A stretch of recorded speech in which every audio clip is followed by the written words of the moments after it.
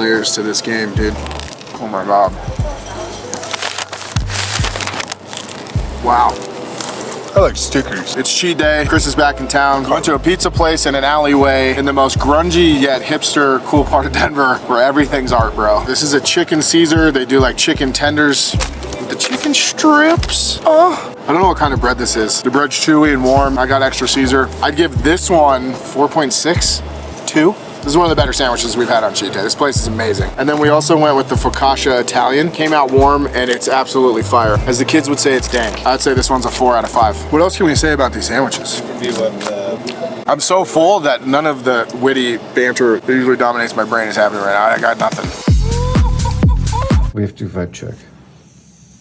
Aftermath of the sandwich, basically been asleep the rest of the day. We're gonna go with citrus fit soda because it's the lightest flavor we have and I need that right now.